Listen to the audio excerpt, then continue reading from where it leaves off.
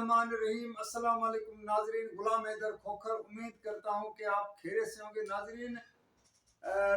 Peoples party کے chairman Bilawal Bhutto Zardari نے مٹھی میں جلسہ کرتے ہوئے مسلم لیگ نون کا نام لیے بغیر ان کے اوپر جس طرح زبانی تیر چلائے ہیں اور ان کو جواب دیا ہے، اب اس سے آپ اندازہ کر سکتے ہیں کہ مسلم لیگ نون اور پیپلز پارٹی کے درمیان وہ جو ایک قربت تھی وہ کس طرح اب وہ اس زبانی کشمکش میں تبدیل ہو رہی ہے۔ تو اس حوالے سے آپ لوگوں کے ساتھ بات چیت شیئر کرنی، اور اس کے ساتھ پی ٹی آئی کے چیئرمین قیدی نمبر 943 کے اوپر ایک مرتبہ پھر فرد جرم عائد نہیں ہو سکا ہے۔ تو ان سب چیزوں پہ آپ کے ساتھ تفصیلی بات کرنے سے پہلے جتنے بھی مہربان دوست ناظرین جو میرے اس ویلاگ کو فیس بک پر اور یوٹیوب پر فالو کرتے ہیں، ان سب سے ریکویسٹ ہے کہ آپ اس کو لائک بھی کیجیے گا، شیئر بھی کیجیے گا، سبسکرائب بھی کیجیے گا، کمنٹس آپ ضرور جو ہے نا آپ بھیجا کریں، اور جو کمنٹس آپ کے آتے ہیں تو میں اس کا جواب بھی دیتا ہوں۔ ناظرین، پیپلز پارٹی کے چیئرمین بلاول بھٹو زرداری نے مٹھی میں جو جلسہ کیا ہے، بیسیکلی اب آپ اس کو اس حوالے سے انتخابی جلسہ نہیں کہہ سکتے کیونکہ اب الیکشن کا شیڈول نہ آنے کی وجہ سے، لیکن اس نے ایک قسم کا جلسہ کر کے اپنے مخالفین کو، جو خاص طور پہ سندھ میں جو Muslim League Noon M Q M G D A جو اتحاد بنانے جا رہے ہیں، ان کو خاص طور پہ نواز لیگ کا نام لیے بغیر بلاول بھٹو زرداری نے پبلک کو کہا کہ 8 فروری کو مہنگائی لیگ کو آپ کو شکست دینی ہے۔ اب مہنگائی لیگ کون ہے؟ مہنگائی لیگ تو بیسیکلی نواز لیگ ہے۔ اب نواز شریف والوں کی جو مسلم لیگ نون ہے، بلاول بھٹو نے ان کے اوپر تنقید کرتے ہوئے کہا ہے کہ کچھ ماہ پہلے ہمارے ساتھ ہمارے ساتھی بھی تھے، دوست بھی تھے، اب وہ ایک اتحاد بنانے جا رہے ہیں، اور جس طرح وہ الیکشن لڑ رہے ہیں تو ان کا بھی وہی حشر ہوگا جو تحریک انصاف کا۔ اس نے حوالہ دیتے ہوئے کہا کہ جس طرح تحریک انتشار کا جو حال ہوا ہے،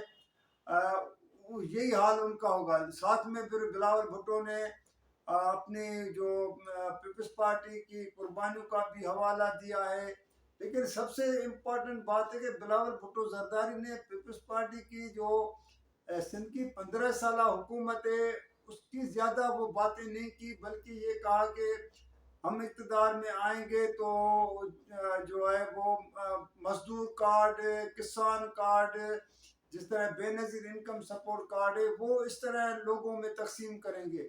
تو یہاں پہ سوال پیدا ہوتا ہے کہ پیپلز پارٹی کی 15 سال سے سندھ میں حکومت ہے، اب بلاول بھٹو کو کیوں یاد آ رہا ہے؟ 16 مہینے تو آپ جو پی ٹی ایم کی حکومت میں آپ ساتھ رہے ہیں، جیسے وہ خود گنوا رہا تھا کہ آصف زرداری کی کوششوں سے شہباز شریف وزیر اعظم بن سکتا ہے، تو اگلا جیالہ وزیر اعظم آصف زرداری کی کوششوں سے وہ جیالہ وزیر اعظم بنا۔ اس نے اپنا نام تو نہیں لیا، لیکن ظاہری بات ہے کہ وہ وزیر اعظم کا کینڈیڈیٹ ہے بھی، اور پیپلز پارٹی پہلے ہی اس کا اعلان کر چکی۔ تو میں جو بات کر رہا تھا کہ پیپلز پارٹی کو سندھ میں ظاہر سندھ کے عوام کا تو ووٹ پیپلز پارٹی کو اس لیے جاتا ہے کہ کوئی ایسا جو ہے وہ کینڈیڈیٹ، مضبوط کینڈیڈیٹ جو ان کے مقابلے میں ہونے چاہیے، ماں سوائے کراچی حیدرآباد کے شہروں تک تو آپ کہہ سکتے ہیں جس میں ایم کیو ایم کے ووٹ ہوتے ہیں، اور پیپلز پارٹی کو بھی کراچی سے تو 2 سیٹیں ایم این اے کی مل جاتی ہیں، اس طرح کچھ صوبائی اسمبلی کی سیٹیں۔ تو پیپلز بلاول کا جو ایک خطاب کا باقی جو اوورال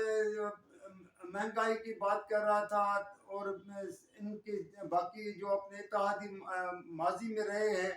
حکومت میں 16 ماہ میں، ان پہ بھی تنقید کرتا رہا، لیکن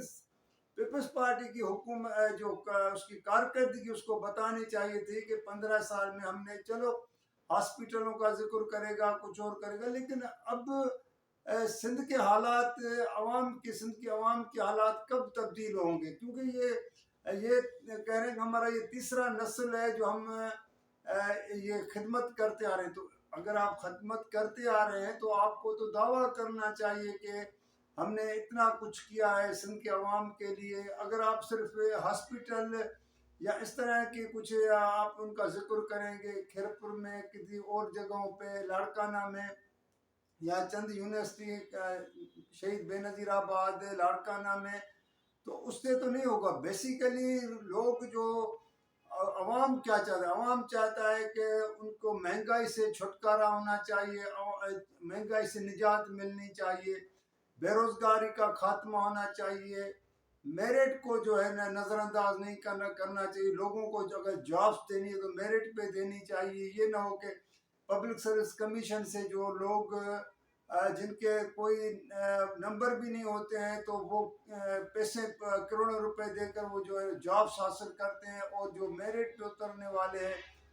खुद जहाँ पे मैं मिट्टी में जलसा कर रहा था, इस मिट्टी के थर के इलाके से एक नौजवान ने जो है 93 नंबर लिए तो कमीशन ने उसको नज़रअंदाज कर दिया। अब ये बात है, उसको इस चीज़ का नोटिस लेना चाहिए था, और इस चीज़ को अगर बिलावल भुट्टो को फोकस करें, क्योंकि अब तो ये पहला जलसा तो खैर आप कैसे थे, लेकिन जब आप बिलावल भुट्टो जरदारी जब बाज़ाब्ता तौर पर इंतखाबी कैंपेन सिंध से शुरू करेंगे, पंजाब जहाँ से भी शुरू करेंगे, लेकिन सिंध में तो उसको कुछ जलसे तो करने पड़ेंगे, अवाम में जाना पड़ेगा,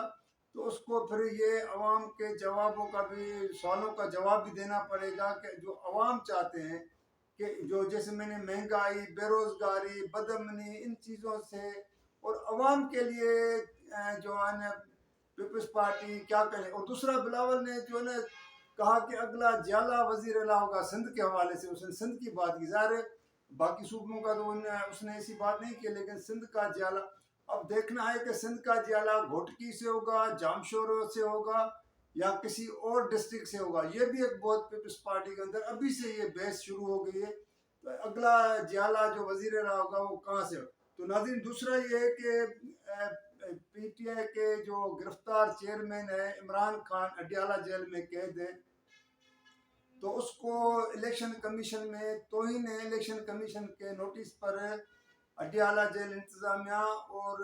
वफाकी जो वजारत दाखिला है सिक्योरिटी के असबाब दिखाकर उसको पेश नहीं किया गया, और सेक्रेटरी दाखिला का ये इलेक्शन कमीशन के सामने मौक़िफ़ था कि हमें उसकी सिक्योरिटी का बड़ा एहसास है। और बहुत तो बात यह है कि एक बंदे को जो है इलेक्शन कमीशन अगर उसको अपनी सिक्योरिटी देकर अडियाला जेल से रेड जोन तक उसको इलेक्शन कमीशन के ऑफिस तक नहीं लेके आ सकते हैं, तो फिर ये मुल्क के अंदर जो इतना बड़ा एक 8 फरवरी अगले साल इंतखाबात होंगे, तो उसमें तो, और उससे पहले जो इंतखाबी कैंपेन है जो सियासी पार्टियां, सियासी कायदीन चलाएंगे, तो उनकी सिक्योरिटी का भी मसला हो सकता है। ज़ाहिर अगर एक बंदे की आप सिक्योरिटी नहीं कर सकते तो पूरे मुल्क में 8 फरवरी को भी आपको सिक्योरिटी देनी होगी, अवाम को देनी होगी, वोटर्स को देनी होगी,